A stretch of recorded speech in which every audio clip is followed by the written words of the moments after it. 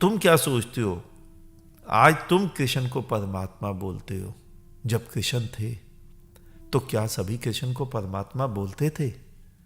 क्या सभी कृष्ण को परमात्मा मानते थे? नहीं। आज कृष्ण सामने नहीं है और आज तुमने कृष्ण के नाम की दुकानें खोली हुई हैं।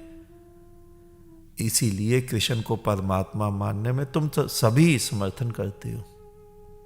अब जिसके नाम की दुकान तुम चलाते हो वो सर्वज्ञ तो होना ही चाहिए, वरना दुकान कैसे चलेगी?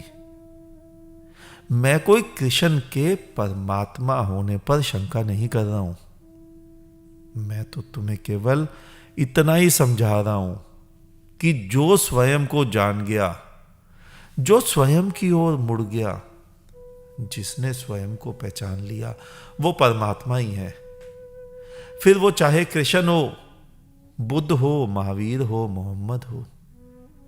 हां, परिस्थितियों को देखते हुए किसी ने घोषणा चाहे ना की हो, क्योंकि घोषणाएं तो तुम करते हो बाद में। जब कृष्ण थे तो क्या बाजार में गीताएं बिक रही थी? नहीं। क्या कृष्ण को पूरी दुनिया परमात्मा मान रही थी? तुम कहोगे मान रही थी। मान रही होती तो क्या धृतराष्ट्र की सभा में यह आदेश पारित होता कि मायावी को बंदी कर लो? अगर कृष्ण को पूरी दुनिया ही परमात्मा उस समय मान रही होती तो क्या कौरव पांडव के युद्ध में विरोध में इतने लोग भगवान के विरोध में खड़े होते? जितने तीर अर्जुन पे पड़ते थे वो सब कृष्ण को घायल करके जाते थे। क्या इतने तीरंदाज थे लोग कि सारे तीर अर्जुन पे ही पड़ते थे, कृष्ण पे कोई नहीं पड़ता था? अगर परमात्मा माने तो कौन तीर चलाएगा परमात्मा के आगे? नहीं।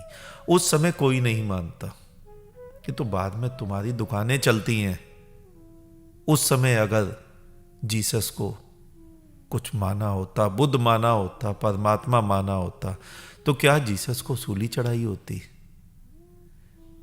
क्या बुद्ध का तिरस्कार किया होता? क्या महावीर की कानों में कीले ठोकी होती? क्या नानक को गांव से बाहर निकाला होता? नहीं। वो तो तुम्हारे बाद के कृत्य हैं। वो तो बुद्धों के माफिक बुद्धुओं ने कहानियां गढ़ियां हैं।